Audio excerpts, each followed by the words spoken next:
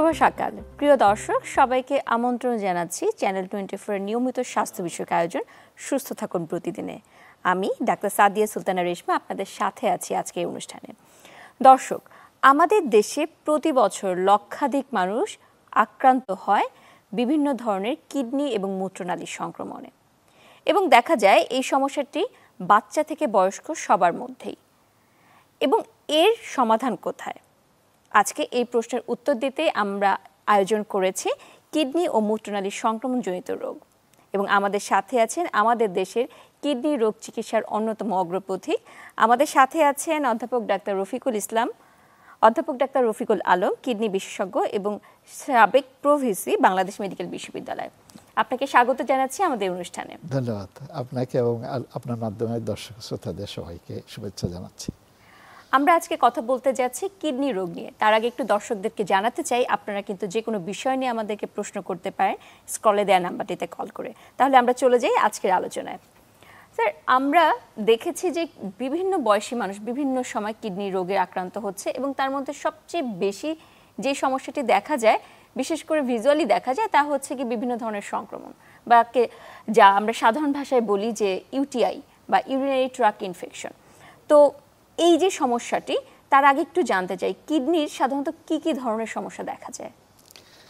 কিডনিতে যেটি আপনি বললেন সেটি তো অবশ্যই একটি কমন সমস্যা, কিডনি এবং মূত্রনালীর ইনফেকশন। মূত্রনালীর ইনফেকশন মেয়েদের মধ্যে খুব, প্রাপ্তবয়স্ক মহিলাদের মধ্যে খুব হয়। এছাড়া কিডনির অনেকগুলো রোগ আছে, যেগুলো যেমন নেফ্রাইটিস জনিত কিডনি রোগ, যেখানে আপনার কিডনির যে ছাকনি গ্লোমেরুলাস বলি আমরা, তার প্রদাহ হয়। আরেকটা আছে ডায়াবেটিস জনিত কিডনি রোগ, অর্থাৎ লং টার্ম ডায়াবেটিসে কেউ ভুগলে এবং সেটা অনিয়ন্ত্রিত হলে বিশেষ করে কিডনি আক্রান্ত হয়। উচ্চ রক্তচাপ জনিত কিডনি রোগ। এছাড়া কি বংশগত কিডনি রোগ হতে পারে, যেটা বাচ্চার বয়স থেকে শুরু হতে পারে। এছাড়া মূত্রনালীর কোনো অ্যানাটমিক অ্যাবনর্মালিটি থাকলে সেখান থেকে কিডনির ইনফেকশন হতে পারে। পাথরজনিত কিডনি রোগ হতে পারে। তারপরে আপনার যেমন ওষুধের, মানে আমরা যেটা পেইন কিলার এবং অ্যান্টিবায়োটিকের পার্শ্ব প্রতিক্রিয়া হিসেবে লং টার্ম ইউজ করলে অনেক সময় কিডনি রোগ হতে পারে। হাসপাতাল অ্যাকোয়ার্ড কিছু কিডনি রোগ হয়, যেগুলো ইন্টেনসিভ কেয়ার ইউনিটে বা হাসপাতালে ভর্তির পর অনেক সময় হয়। কমিউনিটিকে অ্যাকোয়ার্ড কিছু কিডনি রোগ আছে, যেগুলো বিভিন্ন কমিউনিটিতে কিছু কিছু কিডনি রোগের প্রাধান্য দেখা যায়। এরকম কিডনির বিভিন্ন রকম রোগ থাকে। সিস্ট, অর্থাৎ কিডনিতে সিস্ট হতে পারে, যেগুলো কোনো সময় সিম্পল সিস্ট হয়, কোনো সময় বংশগত হয়। এভাবে কিডনির বিবিধ রোগ হতে পারে। এবং অন্যান্য সিস্টেমিক ডিজিজ, যেমন রিউমেটিক ডিসঅর্ডারগুলো, সিস্টেমিক লিউপোস এরিথেমাটোসাস অর্থাৎ এসএলই, রিউমেটয়েড আর্থ্রাইটিস, অন্যান্য বাতজনিত রোগেও কিডনি আক্রান্ত হতে পারে। তার মানে বিভিন্ন ধরনের সমস্যায় কিডনি রোগ হতে পারে এবং সেখান থেকে সংক্রমণও হতে পারে। তো এই সংক্রমণ সাধারণত বলতে আমরা কি বুঝি? নর্মালি ইউরিনারি ট্র্যাক্ট যেটা আমরা বলি, মূত্রনালী থেকে শুরু করে কিডনি পর্যন্ত যদি যাই আমরা, আপার ইউরিনারি ট্র্যাক্ট হচ্ছে মূত্রনল, যেটি ইউরেটারের লোয়ার এন্ড পর্যন্ত। তার নিচে ইউরিনারি ব্লাডার, মূত্রথলি, যেটা ইউরিথ্রা, যেটা সেগুলো লোয়ার ইউরিনারি ট্র্যাক্ট। তো কিডনিতে নর্মালি এই জায়গাগুলো স্টেরাইল থাকে, অর্থাৎ ব্যাকটেরিয়া মুক্ত থাকে। কিন্তু কোনো কারণে যদি মূত্রনালী থেকে শুরু করে উপর দিকে ইনফেকশন যায়, যেটাকে আমরা অ্যাসেন্ডিং ইনফেকশন বলি, তো সেখানে জীবাণু ঢুকে যেতে পারে। আর আপার ইউটিআই যেটা বলে আমরা, ইউরেটার, কিডনি এবং ইউরেটার পর্যন্ত, কিডনি থেকে যে নল দিয়া প্রস্রাবটা নেমে আসে মূত্রথলিতে, সেটাকে ইউরেটার বলি আমরা, সেখানে হতে পারে, সেখানে অ্যাসেন্ডিংও হতে পারে। আবার ব্লাডে কোনো ইনফেকশন হলে, যেটা আপনি জানেন যে আমরা সেপ্টিসিমিয়া বলি, ব্যাকটেরিয়ামিয়া বলি, যে ব্লাডে জীবাণু ছড়ায় পড়লে সেখান থেকে কিন্তু কিডনি আক্রান্ত হতে পারে, অর্থাৎ ব্যাকটেরিয়া কিডনিতে চলে যেতে পারে। তো কিডনিতে যাওয়া বলতে আমরা অনেক সময় বোঝাই যে মূত্রনালীতে, অর্থাৎ কিডনি পর্যন্ত পৌঁছে না, অনেক সময় বলি কিডনি পর্যন্ত পৌঁছে গেছে, এভাবে। তো আমরা যখন দেখি আমাদের দেশের রোগীদের কথা, প্রায় অনেকেই বলে, বিশেষ করে আপনি বলেছেন মহিলাদের কথা, ইভেন যারা বয়স্ক রয়েছে তাদের মধ্যেও দেখা যে এই ধরনের সমস্যাগুলো খুব বেশি। তো একটু জানতে চাই আমাদের দেশের প্রাদুর্ভাবটা কীরকম? আমাদের দেশে মূত্রনালীর ইনফেকশন বেশ উল্লেখযোগ্যই বলতে হবে, যেটা আমি একটু আগে বলেছি যে প্রাপ্তবয়স্ক মহিলাদের, অর্থাৎ বিশেষ করে বিবাহিত মহিলাদের ক্ষেত্রে।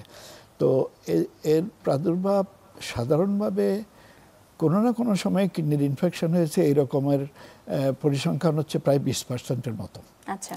আরেকটা ভালনারেবল পিরিয়ড আছে, যেটা হলো ইমিউনো কম্প্রোমাইজ যখন থাকে কেউ, কারণ ডায়াবেটিস হয়েছে, ক্যান্সার হয়েছে, ক্যান্সারের জন্য high power immunosuppressive drug দেওয়া হয়েছে, বা ওইরকম কোনো ইমিউনো সাপ্রেস কন্ডিশনে তখন হয় বেশি। আরেকটা হয় আপনার প্রেগনেন্সিতে ইউরিনারি ইনফেকশন খুবই গুরুত্বপূর্ণ একটা ইস্যু।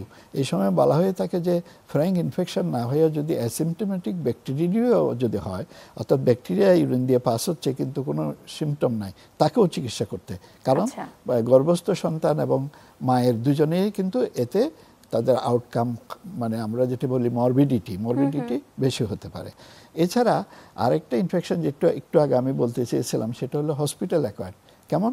যেমন ধরেন আপনার গুরুতর অসুস্থ রোগী হাসপাতালে ভর্তি হলো, বিশেষ করে আইসিইউতে, তখন অনেক সময় তার প্রস্রাবের প্রবাহ সঠিক রাখার জন্য আমরা ইউরিথ্রাতে আমরা ক্যাথেটার দিই, যেটা আপনি জানেন যে আমরা ফলিস ক্যাথেটার দিই, বিভিন্ন রকম ক্যাথেটার, অনেক সময় সেই ক্যাথেটার বেশ কিছুদিন রাখা হয়। সেগুলোর কারণে ইনফেকশন, অ্যাসেন্ডিং ইনফেকশন হয় বেশি, যেটাকে আমরা হসপিটাল অ্যাকোয়ার্ড ইনফেকশন বলি। এছাড়াও ইমিউনো কম্প্রোমাইজড পার্সনরা হসপিটালে থাকলে সিস্টেমিক ইনফেকশন থেকে, ব্যাকটেরিয়া থেকেও তাদের কিডনির ইনফেকশন হতে পারে।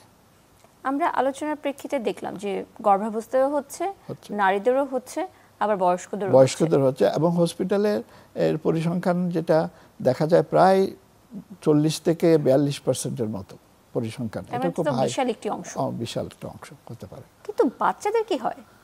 বাচ্চাদেরও হয়। বাচ্চাদেরটা খুবই গুরুত্বপূর্ণ। যেমন 5 বছরের নিচে কোনো বাচ্চার, বিশেষ করে ছেলে বাচ্চা হলে তো বটেই, যদি ইউরিনারি ট্র্যাক্ট ইনফেকশন একবারের বেশি হয়, বলা হয়ে থাকে যে তাকে ইনফেকশনটা চিকিৎসা করার পরপর তাকে ভালোভাবে পরীক্ষা নিরীক্ষা করতে।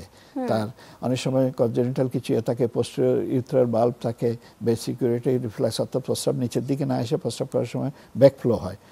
এরকম কিছু কনজেনিটাল অ্যানোমালি থাকে, যেগুলো যদি আপনি বাচ্চা অবস্থায় ধরা পড়ে এবং চিকিৎসা করা হয়, তাহলে ভবিষ্যতের জন্য সে নিরাপদ হয়। কিন্তু যদি ধরা না পড়ে, বারবার ইনফেকশন হচ্ছে, আপনি অ্যান্টিবায়োটিক দিয়ে চিকিৎসা করে দিচ্ছেন, তাইলে প্রাপ্ত বয়স্ক যখন সে হবে, তার সেখান থেকে এই ইনফেকশনটা কিডনি পর্যন্ত পৌঁছে যেতে পারে, এবং কিডনিতে এক ধরনের স্কার তৈরি হয়, সেটা প্রোগ্রেস করে ক্রনিক পাইলোনেফ্রাইটিস বলে একটা কন্ডিশন হয়। সেখান থেকে ক্রনিক কিডনির ডিজিজ, কিডনি ফেলিওর, উচ্চ রক্তচাপ, এই ধরনের জটিলতাগুলো হতে পারে। আচ্ছা, তার মানে তো একটা ভয়াবহ চিত্র। খুবই ভয়াবহ এবং খুবই গুরুত্বপূর্ণ যে একটা বাচ্চার যদি একাধিকবার ইনফেকশন হয়, তাকে যেন অবশ্যই ভালোভাবে চেক করা হয় তার কোনো অ্যাবনর্মালিটি আছে কিনা কোথাও। তাহলে সব বয়সীরাই আসলে এই ক্ষেত্রে ঝুঁকির মধ্যে আছে। তো জানতে চাই যে নারীদের বেশি হচ্ছে পুরুষদের তুলনায়, এর পিছনে কি কোনো কারণ রয়েছে? কারণ আছে। মেয়েদের বেশি হওয়ার প্রধান কারণ হিসেবে যেটা বলা হয়ে থাকে, যে মেয়েদের ইউরিথ্রা, যেটা মূত্রনালী, সেটা শর্ট, এবং মেয়েদের ক্ষেত্রে মূত্রনালী, আমাদের যে আমরা যে ভ্যাজাইনাল ওরিফিস, মূত্রনালী, অ্যানাল ক্যানাল, এই যে জিনিসগুলো এই একদম খুব কাছাকাছি জায়গায় থাকে, এবং আপনার মলত্যাগের পরে আমরা যে পানি ইউজ করি বা যেভাবে করি, তার ফলে কিছু ব্যাকটেরিয়া কিন্তু এই মূত্রনালীতে চলে আসতে পারে। আচ্ছা। এবং বিবাহিত মহিলার ক্ষেত্রে সহবাসের সময়ও কিছু ব্যাকটেরিয়া চলে আসতে পারে, এবং সেখান থেকে ইনফেকশন হয়। এই কারণে মেয়েদের, আর কিছু কিছু মেয়েদের আছে তাদের এই ফ্যাক্টরগুলোর বাইরেও তাদের একটা প্রবণতা থাকে ব্যাকটেরিয়াকে অ্যাট্রাক্ট করা, এই কারণে তাদের বেশি হয়। এবং আমরা যখন এর প্রতিরোধমূলক উপদেশগুলো দেই, তখন কিন্তু এই বিষয়গুলো আমরা অ্যাড্রেস করি। হ্যাঁ, বিশেষ করে বিবাহিত মহিলাদের ক্ষেত্রে আমরা একটা উপদেশ সবসময় দিই, সেটা হচ্ছে স্বামী সহবাসের পরে তারা যেন একটু প্রস্রাব করে নেয়, অর্থাৎ ফ্লাশ আউট করে দেওয়ার জন্য, যাতে তাদের এটা কম হয়। তবে কিছু কিছু মহিলা আছে, তাদের আমরা দেখেছি যে তাদের ইনফেকশনটা অতটা হয় না, কিন্তু বেশিরভাগ মহিলাদের এটা হয়। আমরা কিন্তু এই চিত্রটি গ্রাম এবং শহরের মধ্যে একটি পার্থক্য দেখতে পাই। বিশেষ করে যারা গ্রামীণ পরিবেশে আছে, সেসব ক্ষেত্রে মহিলাদেরও যেমন হচ্ছে, পুরুষদের ক্ষেত্রেও ইনফেকশনটা একটু দেখা যায় বেশি। তো এর পিছনে কি কোনো কারণ রয়েছে কিনা? পুরুষদের ক্ষেত্রে ইউরিনারি ট্র্যাক্ট ইনফেকশন যে হয় না তা না, পুরুষদের একটা বয়সের পরে হয় বেশি, বিশেষ করে 50 ইয়ার্সের পরে সাধারণত বেশি হয়। এর কারণ হচ্ছে মূত্রনালীতে প্রোস্টেট বলে একটা গ্রন্থি আছে, যেটা আমরা রোগীদেরকে এভাবে বলি যে আপনার প্রস্রাবের রাস্তায় একটা মাংস বেড়ে গেছে, অর্থাৎ প্রোস্টেট গ্ল্যান্ড বড় হয়েছে। প্রোস্টেট গ্ল্যান্ড বড় হলে ইউরিনের ফ্লোটা কিছুটা ডিস্টার্ব হয়, কখনো কখনো প্রস্রাব করে সেরে আসার পরেও মূত্রথলিতে কিছু প্রস্রাব রয়ে যায়। এইসব কারণে পুরুষদের ক্ষেত্রে মূত্রনালীর, ওই বয়সের পুরুষদের ক্ষেত্রে মূত্রনালীর ইনফেকশন হয়। আর জেনারেলি যে কারো যদি রোগ প্রতিরোধ ক্ষমতা কম থাকে, যেটা আমরা বলি যে কারো যদি ডায়াবেটিস থাকে এবং সেই ডায়াবেটিস যদি অনিয়ন্ত্রিত হয়, তা কারো মূত্রনালীতে কোনো অবস্ট্রাকশন থাকলে, পাথর হোক, প্রোস্টেট গ্ল্যান্ড হোক, স্ট্রিকচার অর্থাৎ কোনো জায়গায় শুরু হয়ে যাওয়া হোক, অথবা কেউ যদি ক্যান্সারে ভোগে, ক্যান্সারের ইমিউনোসাপ্রেসিভ ড্রাগ ব্যবহার করে, কেউ যদি বহুদিন ধরে অ্যান্টিবায়োটিক ব্যবহার করে, তারও কিন্তু ইনফেকশন হওয়ার প্রবণতা বেড়ে যায়। তো এই যে পার্থক্যগুলো হচ্ছে আমাদের দেশে একটু বেশি দেখা যায়, এই ক্ষেত্রে আমাদের দেশের জলবায়ু বা আবহাওয়ার সাথে কি কোনো সম্পর্ক আছে কিনা? জলবায়ু, আমরা তো ট্রপিক্যাল ক্লাইমেট যদিও বলা হচ্ছে, কিন্তু জলবায়ুতে তো অনেক পরিবর্তন এসছে।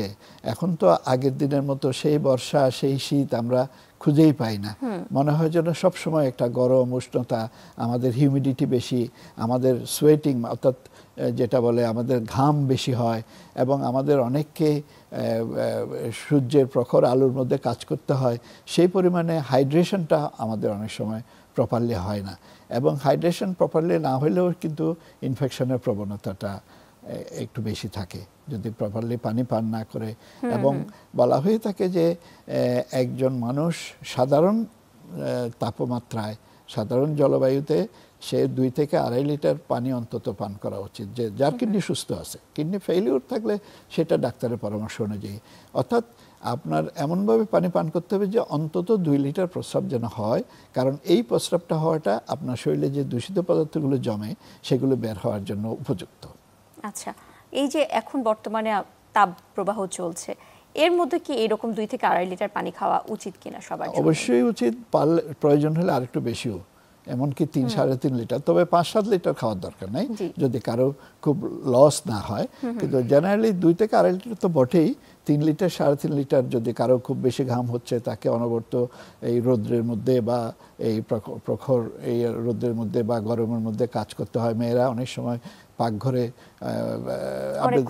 অনেকক্ষণ ধরে চুলার গরমের মধ্যে কাজ করে, তাদেরকে পানি পান করা একটু বেশি মাত্রায় করলেও দোষের কিছু নাই। জি, অবশ্যই। তো আমরা ইদানিং যেটি দেখি যে কিডনিতে পাথর হওয়ার সংক্রমণটা একটু খুব বেশি বেড়ে গেছে, সেটি কিডনি বা কিডনি, আপনি মূত্রনালীর কথা বলেছেন, এইসব জায়গায় হচ্ছে। এর সাথে কি এই ধরনের ইনফেকশন বা সংক্রমণের কোনো সম্পর্ক রয়েছে? কিছু কিছু পাথর আছে যেগুলোতে সংক্রমণের সম্পর্ক আছে। এগুলো আমরা এই পাথরগুলো ক্যালসিয়াম ফসফেট, মানে আমরা অ্যাপাটাইট ক্রিস্টাল বলি, হাইড্রোক্সি অ্যাপাটাইট ক্যালসিয়াম ফসফেট, তারপরে এই ধরনের কিছু স্টোন আছে যেগুলো স্টোনের সাথে ইনফেকশনের সম্পর্ক আছে। আর কিছু স্টোন আছে যেগুলো ইনফেকশনের সাথে সম্পর্ক নাই, মেটাবলিক কিছু অ্যাবনর্মালিটির জন্য হয়, এবং কিছু কিছু আছে ডিহাইড্রেশনের সাথে সম্পর্কিত, যে প্রপারলি ইউরিনের ফ্লো তার হয় না, সে পানি কম খায়, যার ফলে ছোট একটা হয়তো স্পট, আমরা যেটা বলি ক্রিস্টাল একটা ডিপোজিশন হয়েছে, সেটা ক্রমান্বয়ে বড় হয়। আর কিছু কিছু মেটাবলিক ডিসঅর্ডার আছে, হাইপার ক্যালসিমিয়া, হাইপার ক্যালসিউরিয়া, তারপরে হাইপার ইউরিসিমিয়া, হাইপার ইউরিকিসোরিয়া, যে ইউরিক অ্যাসিড বেশি, প্রস্রাব ইউরিক অ্যাসিড বেশি যাচ্ছে, ক্যালসিয়াম বেশি যাচ্ছে, ক্যালসিয়াম অক্সালেট। কিছু কিছু খাবারের সাথেও স্টোন হওয়ার প্রবণতা আছে, যেমন স্পিনাচ, যে পালক শাক জাতীয়, ওগুলোতে অক্সালেট স্টোন হতে পারে, ইউরিক অ্যাসিড স্টোন হতে পারে, যেগুলোতে আপনার ডাল জাতীয় যেগুলো এই আপনার রেড মিট, তারপরে মাছের ডিম, এগুলো লিভার, কলিজা, এই জাতীয় খাবার যেগুলোতে ইউরিক অ্যাসিড বেশি, সেগুলোতে কারণে অনেক সময় হাইপার ইউরিকোসিরিয়া হয়ে ইউরিক অ্যাসিড স্টোন হতে পারে। এরকম বিভিন্ন মেটাবলিক কারণে কিন্তু স্টোন হওয়ার প্রবণতা বাড়তে পারে, এবং সেখান থেকে সংক্রমণ হওয়ার প্রবণতা বাড়তে পারে। আমরা বিভিন্ন ধরনের কারণ আস্তে আস্তে জানলাম, তো একটু জানতে চাই, অনেকেই বা সাধারণ মানুষ কিভাবে বুঝবে যে তার এই ধরনের সংক্রমণ হচ্ছে বা হতে পারে? সাধারণভাবে যেটা সিমটম যেটা বলি আমরা, উপসর্গ, প্রস্রাবের রাস্তায় জ্বালা করে, আমরা ডিসইউরিয়া বলি, এটা বারবার প্রস্রাব হয়, ফ্রিকোয়েন্সি বেড়ে যায়, প্রস্রাব বারবার হয়। আর প্রস্রাবের অনেক সময় বর্ণ, নর্মালি প্রস্রাবের রং হওয়া উচিত পানির মতো, কিন্তু ডিহাইড্রেশন থাকলে তো একটু গাঢ় রং হয়, অনেক সময় একটু, অনেকে বলে সরিষার তেলের মতো প্রস্রাব হচ্ছে এটা। কিন্তু ইনফেকশন হলে অনেক সময় যেটা পাইলোনেফ্রাইটিস বা পাইউরিয়া যখন হয় বেশি পরিমাণে, অনেক সময় ঘোলা প্রস্রাব হয়, আবার ফেনার মতো হয়, ঘোলা হয়। আবার অনেক সময় প্রস্রাবের কালার একটু শ্বেতকণিকার সাথে কিছু রক্তকণিকাও অনেক সময় ইনফেকশন হয়, সিস্টাইটিস যেটা বলি আমরা, বা স্টোন রিলেটেড ইনফেকশনগুলোতে কিছু রক্তকণাও যায়, আরবিসি যায়, তখন একটু গাঢ় বর্ণের প্রস্রাব হয়। তো এভাবে আর কখনো যদি দেখা যায় যে প্রস্রাবও হচ্ছে বারবার এবং মেরুদণ্ডের দুই পাশে যেখানে কিডনির অবস্থান আমাদের, সে জায়গায় একটু ডাল একটা ব্যথা এরকম হচ্ছে এবং একটু কাঁপুনি দিয়ে জ্বর হচ্ছে, তাহলে কিন্তু সন্দেহ করতে হবে যে এই ইনফেকশনটা কিডনি পর্যন্ত পৌঁছে গেছে কিনা। এটা অ্যাসেন্ডিং হয়ে কিডনি পর্যন্ত পৌঁছতে পারে, ব্লাড বর্ন হয়ে অর্থাৎ ব্লাড থেকে কিডনিতে আসতে পারে। এটা খুব মারাত্মক, এটা খুব দ্রুত চিকিৎসা করতে হয়, না হলে অনেক জটিলতা দেখা দেয়। তাহলে প্রাথমিকভাবে যদি এই ধরনের লক্ষণ আসে, একজন রোগী কোথায় যাবে চিকিৎসা নেওয়ার জন্য? প্রথম যখন এটা হবে যে বারবার প্রস্রাব হচ্ছে, জ্বালা পোড়া হচ্ছে প্রস্রাব, প্রথম হচ্ছে পানি পান করা বাড়িয়ে দিতে হবে। বাড়িয়ে দিয়ে তাকে তার নিকটস্থ ডাক্তারের শরণাপন্ন হতে হবে। সেটা যদি ইভেন কিডনি বিশেষজ্ঞ নাও হয়, একজন মেডিসিন বিশেষজ্ঞ বা একজন জেনারেল প্র্যাকটিশনারও কিন্তু lower urinary tract infection diagnose করার জন্য যথেষ্ট। তারা এই সিমটম থেকে আন্দাজ করতে পারে এবং ইউরিনের একটা রুটিন পরীক্ষা এবং একটা কালচার পরীক্ষা করতে দিলে সেখান থেকে সরাসরি জীবাণু, কোন জীবাণু দিয়ে হয়েছে, কোন অ্যান্টিবায়োটিক দিলে সেটা ভালো কাজ করবে, সেটা পর্যন্ত নেওয়া যায়। তবে কারো জ্বর দেখা দিলে বা কাঁপুনি দিয়ে জ্বর আসলে এই সিমটমগুলোর সাথে তখন যেটা করা উচিত সেটা হচ্ছে একজন ভালো বিশেষজ্ঞকে, বিশেষ করে কিডনি বিশেষজ্ঞ হলে খুব ভালো হয়, দেখিয়ে পরীক্ষাগুলো করতে দিয়েই অ্যান্টিবায়োটিক শুরু করে দেওয়া। জি, দুটি পরীক্ষার কথা বললেন, যে একটি হচ্ছে ইউরিন কালচার এবং হচ্ছে ইউরিনের রুটিন পরীক্ষা। তো এই পরীক্ষাগুলো করার ক্ষেত্রেই দেখা যায় যে কিছুটা বাধ্যবাধকতা রয়ে যায়, বিশেষ করে কালচারের ক্ষেত্রে। এটি করার ক্ষেত্রে কি কোনো নিয়ম আছে বা কোথায় করতে হবে, এরকম কোনো ব্যাপার আছে? কারণ আমি একটু বলতে চাই যে অনেকেই আছে প্রথমে ওষুধ খাচ্ছে, যে কোনো ফার্মেসি থেকে নিচ্ছে এবং ওষুধগুলো গ্রহণ করে ফেলছে, এবং দেখা যাচ্ছে যখন ভালো হচ্ছে না বা লক্ষণ কমছে না, তখনই কিন্তু তারা চিকিৎসকের শরণাপন্ন হয়। তো এই ক্ষেত্রে আপনার পরামর্শটা একটু নিতে চাই। এটা খুবই গুরুত্বপূর্ণ প্রশ্ন আপনি তুলে আনছেন। এটাই হয় বেশিরভাগ ক্ষেত্রে, মানুষ ওই ফার্মেসিতে জিজ্ঞেস করে একটা দুটো অ্যান্টিবায়োটিক খেয়ে ফেলে। সমস্যা হচ্ছে অ্যান্টিবায়োটিক খেয়ে ফেললে তখন প্রস্রাবের কালচারে আপনি পাবেন না কিছু, কালচারে গ্রোথ আসে না সাধারণভাবে। তো রিয়ারলি আসতেও পারে কিন্তু সাধারণত আসে না। তখন আপনি কি করবেন? তখন হয়তো দেখা গেল ঠিক আছে, এডিকুয়েট ডোজে 3 থেকে 5 দিন ওষুধ আপনি খেয়ে নিলেন, যেহেতু শুরু করা হয়েছে দেখা যাক কি হয়। যদি এতে কাজ হয়ে যায় তো ভালো, যদি কাজ না হয় অ্যান্টিবায়োটিক বন্ধ করার পরে আপনাকে কমপক্ষে 48 ঘন্টা অপেক্ষা করতে হবে বা 72 ঘন্টা অপেক্ষা করতে হলে আরও ভালো। 5 দিন অপেক্ষা করতে পারলে শরীর অবস্থা যদি স্টেবল থাকে আরও ভালো। তখন আপনি একটা ফ্রেশ কালচার দিলেন, ফ্রেশ একটা রুটিন পরীক্ষা দিলেন, কালচার দিলেন, দিয়ে আপনি দেখলেন যে কি ব্যাকটেরিয়া আসে, কোন অ্যান্টিবায়োটিক সেন্সিটিভ, সেটা হলে সবচেয়ে ভালো। এটা হচ্ছে আইডিয়াল ওষুধ শুরু করে ফেললে। আর ওষুধ শুরু না করলে আপনি করবেন সেটা হলো আপনি প্রস্রাব পরীক্ষা করতে দিবেন, কালচার করতে দিবেন, দিয়ে আপনি আপনার এলাকায় আপনার রোগীদের মধ্যে যে ডাক্তার সাহেব দেখবেন যে কোন ব্যাকটেরিয়াতে বেশি ইনফেকশন হচ্ছে, সেটাতে কোন অ্যান্টিবায়োটিকটা ভালো কাজ করে। এটাকে আমরা বলি এমফেরিক্যালি আমরা একটা অ্যান্টিবায়োটিক শুরু করে দিলাম। কালচার আসার পরে মিলিয়ে দেখলাম কালচার সেন্সিটিভিটি ঠিক আছে কিনা, যদি ঠিক থাকে চালিয়ে গেলাম, না হলে চেঞ্জ করে দিলাম। জি, এই কিডনি রোগের সংক্রমণ নিয়ে আরও কথা হবে, এখন একটি বিরতির সময় হয়েছে। প্রিয় দর্শক, সুস্থ থাকুন প্রতিদিন থেকে যাচ্ছে একটা ছোট্ট বিরতিতে, ফিরবো একটু পরেই, সাথেই থাকুন।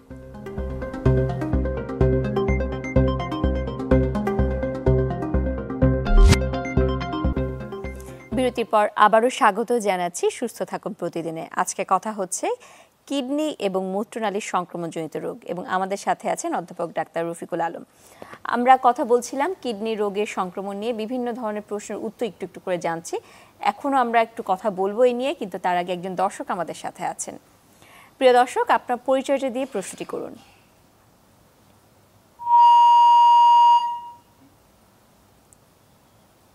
সংযোগটি বিচ্ছিন্ন হয়েছে, আমরা অপেক্ষা করব, দর্শক নিশ্চয়ই আবার কানেক্টেড হবেন। আমরা চলে যাই আমাদের আলোচনায়। আমরা বলছিলাম যে বিভিন্ন ধরনের পরীক্ষার মাধ্যমে কিডনি রোগের সংক্রমণ নির্ণয় করা হয়। তো অনেকেই আছে এরকম যে তার বারবার এরকম কিডনি রোগের সংক্রমণ হচ্ছে, এবং অনেকে কালচারও করছে কিন্তু কিছুই আসছে না, সে কিন্তু অ্যান্টিবায়োটিক খাচ্ছে না, চিকিৎসকের পরামর্শের মধ্যেই আছে, তাহলে সমস্যাটি কোথায়? অনেক ধন্যবাদ ডক্টর সাদিয়া আপনাকে। খুব গুরুত্বপূর্ণ একটা ইস্যু, ডাক্তারদের জন্য একটা বিব্রতকর অবস্থা যে কালচারে কিছু ব্যাকটেরিয়া আসছে না, তাহলে কি দেব, কিন্তু মনে হচ্ছে তার সিমটম আছে, তার ইনফেকশনের সব লক্ষণগুলো দেখা যাচ্ছে। এটা হতে পারে কয়েকটা কন্ডিশনে। একটা হচ্ছে জাস্ট এটা ইউরিথ্রাল সিনড্রোম বলে একটা কন্ডিশন আছে, যে জ্বালা পোড়া হচ্ছে সত্যিকারের ইনফেকশন নাই। এটা অনেক সময় হয়তো একটা কসমেটিক পারপাসে ডিওডোরেন্ট কেউ স্প্রে করলো, সেটা কারণে অনেক সময় হতে পারে। অনেক সময় কিছু মেয়েরা কিছু ইউজ করে, সেগুলোর জন্য হতে পারে। তো ডিজিউরিয়া হয়, ডিজিউরিয়া কিন্তু ব্যাকটেরিয়া ইনফেকশন নাই এটা। আরেকটা হচ্ছে ইনফেকশন আছে, সেটা হলো কিন্তু নর্মাল কালচারে আসে না।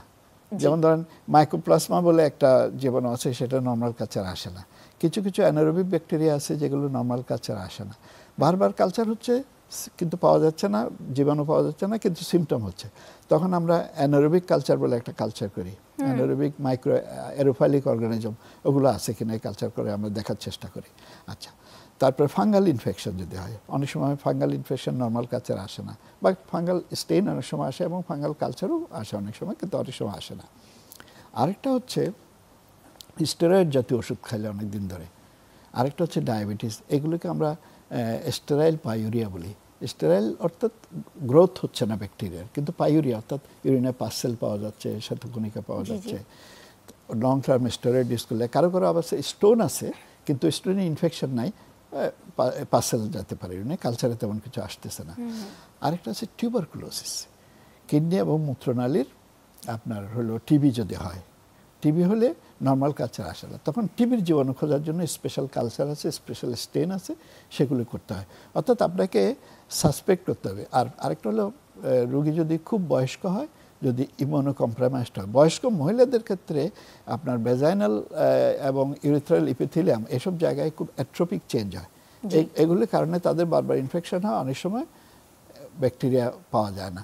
তো এইসব ক্ষেত্রে খুব কেয়ারফুলি, খুব ভালো জায়গা থেকে, যেসব সেন্টারে ভালো কালচার হয় সেগুলি করে যদি আপনি না পান, এই অস্বাভাবিক জিনিসগুলো আছে কিনা তখন দেখতে হবে।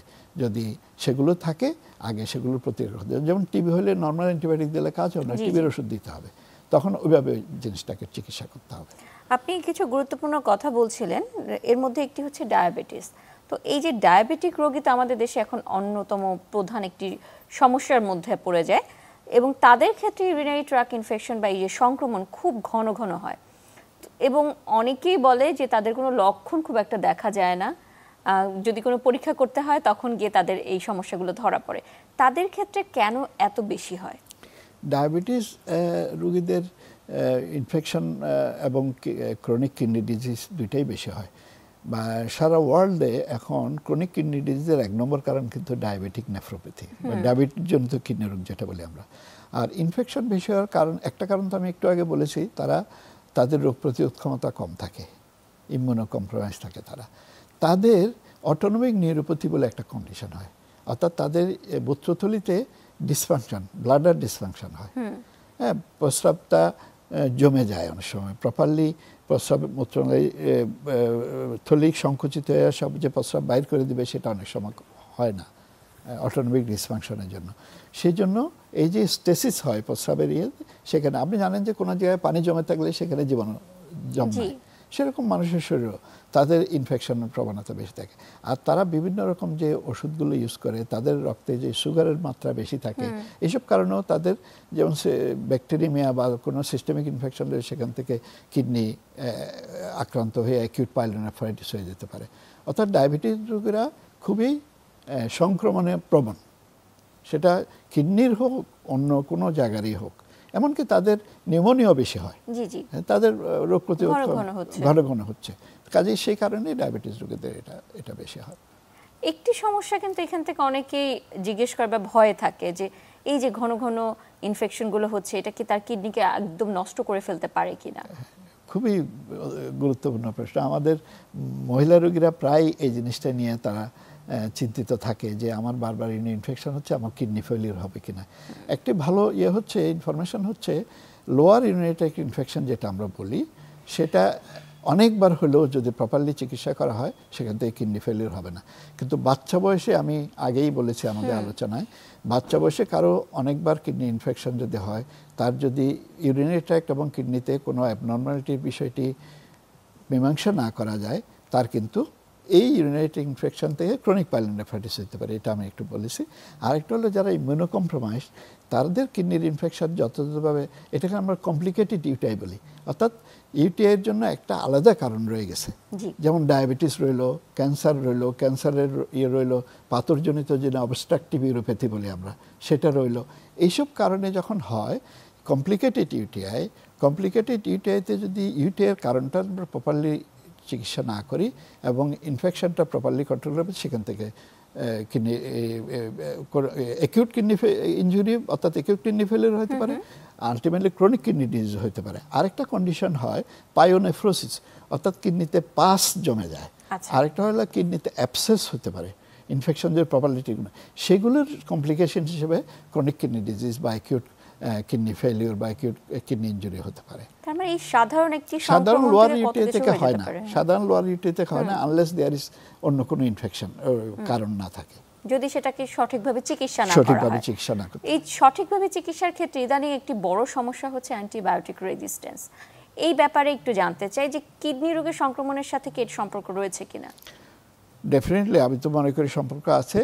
আমাদের মাল্টি ড্রাগ রেজিস্ট্যান্ট ইউটিআই বলে একটা কন্ডিশন আছে। আপনি দেখবেন যে কারো এমন হয়েছে যে আমরা এই ডাক্তাররা অ্যান্টিবায়োটিক দিচ্ছি একের পর এক, আমি দিচ্ছি, আরেকবার আমার আরেকজন কলিগ দিচ্ছে, একটা সময় দেখা যায় ইউরিন কালচারে সব ড্রাগের পাশে লেখা আছে রেজিস্ট্যান্ট, সব ড্রাগ রেজিস্ট্যান্ট। তো এই যে আমরা ইনডিসক্রিমিনেট, এই যে আমরা কথায় কথায় অ্যান্টিবায়োটিক ডাক্তারের পরামর্শ সহ নিচ্ছি, পরামর্শ ছাড়া ওভার দি কাউন্টার, অর্থাৎ আমি ফার্মেসিতে গিয়ে অ্যান্টিবায়োটিক নিয়ে নিচ্ছি, যেটার কোর্স এবং যেটাকে আমরা বলি ডোজ এবং ডিউরেশন, যেটাকে কোর্স বলে অনেকে সাধারণ কথায়, সেটা প্রপারলি হয় না, তখন এই রেজিস্ট্যান্সটা ডেভেলপ করে। কাজে এখানে একটু নিয়ন্ত্রণের ব্যাপার আছে। ওভার দি কাউন্টার অ্যান্টিবায়োটিক কিনে ব্যবহার করার বিষয়টি যারা ড্রাগ অ্যাডমিনিস্ট্রেশন বা যারা সংশ্লিষ্ট কর্তৃপক্ষ, তারা মনে হয় দেখা উচিত যে প্রেসক্রিপশন ছাড়া অ্যান্টিবায়োটিক যাতে বিক্রি না হয়। অবশ্যই এটি কিন্তু বর্তমানে দেশে একটি বড় সমস্যা হয়ে দাঁড়িয়েছে। তো কিডনি রোগী বলি বা অন্য রোগীর ক্ষেত্রে এই যে অ্যান্টিবায়োটিক রেজিস্ট্যান্স হচ্ছে, এগুলো আস্তে আস্তে কিডনিকে অ্যাফেক্ট করছে। বলা হয় যে এগুলো ভবিষ্যতে কিডনির বিভিন্ন ধরনের রোগ তৈরি করতে পারে, এমনকি কিডনি নষ্ট করে দিতে পারে। তো যদি কিডনি নষ্ট করে দেওয়ার পিছনে কি আসলে এর ভূমিকা রয়েছে কিনা?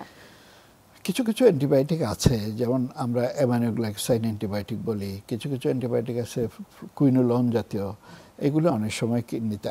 এছাড়া পেনিসিলিন গ্রুপের অ্যান্টিবায়োটিকগুলো, সেফালোস্পোরিন গ্রুপের অ্যান্টিবায়োটিকও অনেক সময় হাইপার সেন্সিটিভিটির কারণে acute interstitial nephritis, chronic interstitial nephritis এগুলো করতে পারে।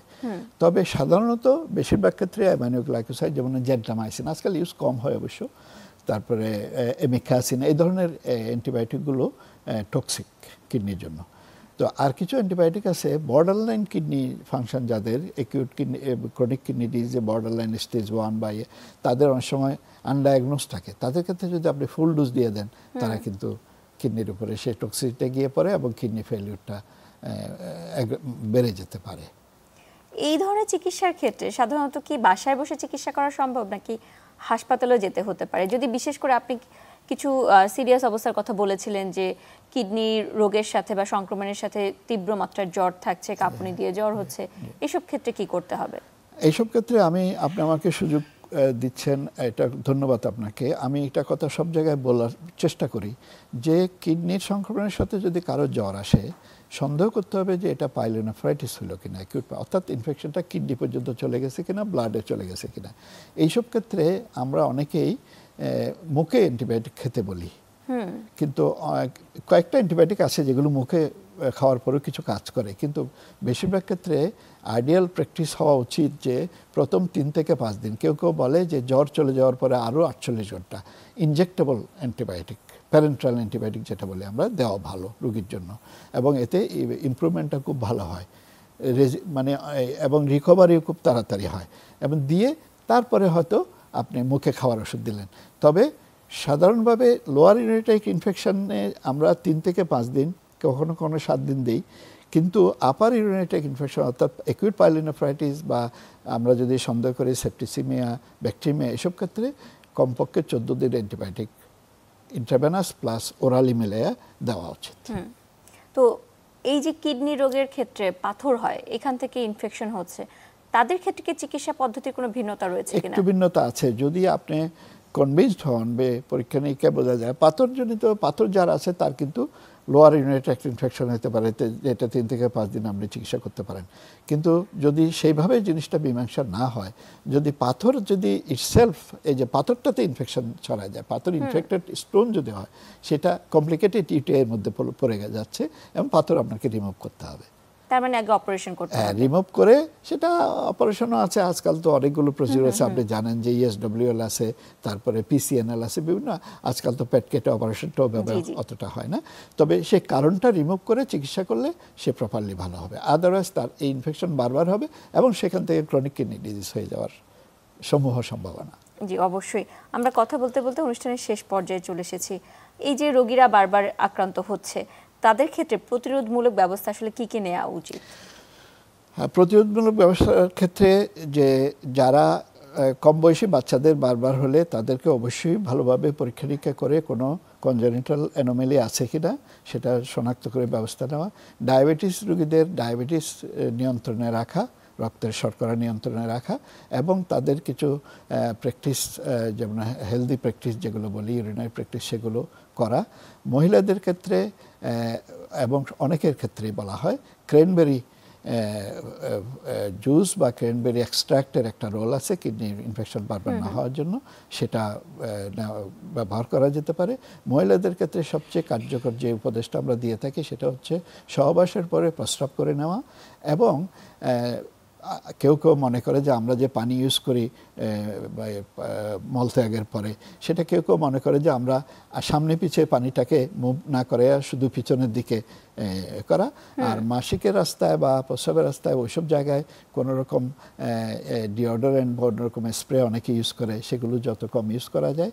সবচেয়ে ভালো হচ্ছে ক্লিন ওয়াটার দিয়ে ওয়াশ করে নেওয়া, আর হচ্ছে আপনার পর্যাপ্ত পানি পান করা, এবং আপনার ওবেসিটি, যেগুলো আপনার ওভারওয়েটে অনেক সময় পেরিনিয়াল হাইজিন, আপনি জানেন যে ওখানে সোয়েটিং বেশি হলে ওখানে ঘাম বসে থাকে, আনহেলদি একটা এনভায়রনমেন্ট হয়, সেখান থেকে অ্যাসেনিক ইনফেকশন হতে পারে। অর্থাৎ আপনার হেলদি লাইফস্টাইল, ওভারওয়েট না হওয়া, তারপরে কথায় কথায় অ্যান্টিবায়োটিক না খাওয়া ডাক্তারের পরামর্শ ছাড়া, এই প্র্যাকটিসগুলো যদি আমরা করি তাহলে কিডনি ইনফেকশনের প্রবণতা অবশ্যই কমে যাবে।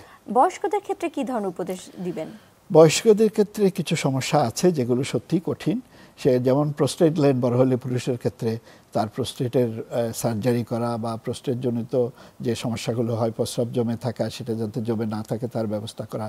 মহিলাদের ক্ষেত্রে কিছু সমস্যা হয়, তাদের ইউরেথ্রাল যে লাইনিং এপিথেলিয়াম, এটা অ্যাট্রফি হয়, অ্যাট্রফি হলে তাদের বারবার ইনফেকশনের প্রবণতা হয়। তাদের ক্ষেত্রে অনেক সময় হরমোন রিপ্লেসমেন্ট থেরাপি কাজে আসে। আর তাদের আরেকটা হয়, তাদের ইউরিনারি ইনকন্টিনেন্সও হয় বেশি, প্রস্রাব ধরে রাখতে পারে না, তাহলে আনহেলদি একটা পেরিনিয়াল এনভায়রনমেন্ট হচ্ছে। আরেকটা হচ্ছে তাদের অনেক সময় রিটেনশন হয়, প্রস্রাব ভালোভাবে পরিষ্কারভাবে তারা করে আসতে পারলে কিছু প্রস্রাব জমে থাকে। এক্ষেত্রে রাত্রে শুতে যাওয়ার সময়ে বিশেষ করে আমরা ডাবল বয়েডিং বলি, যে একবার প্রস্রাব করে এসে কিছুক্ষণ হয়তো শুয়ে থাকার পর আবার একটু প্রস্রাব করে নিল, অর্থাৎ কিছু জমে যাতে না থাকে সেটার ব্যবস্থা করা। যাদের ক্রনিক রিটেনশন থাকে তাদের একটু কঠিন ব্যবস্থা, তাদের অনেক সময় আমরা সেলফ ক্যাথারের, ক্রনিক রিটেনশন মানে হচ্ছে অনেক চেষ্টা করার পরও তাদের যে কারণে প্রস্রাবের তলিতে জমে থাকে সেটা দূর করা গেল না, তাদেরকে ইন্টারমিটেন্ট সেলফ ক্যাথারাইজেশন বলে একটা পদ্ধতি আছে। নর্মাল ক্যাথেটারকে বয়েল করে সেটা নিজে অথবা আপনজন কাউকে দিয়ে প্রস্রাবের রাস্তা দিয়ে ইউরিনের মূত্রথলিতে নিয়ে প্রস্রাবটা ক্লিয়ার করে নিয়ে এইভাবে ডেইলি 3 বার বা 2 বার করে করা।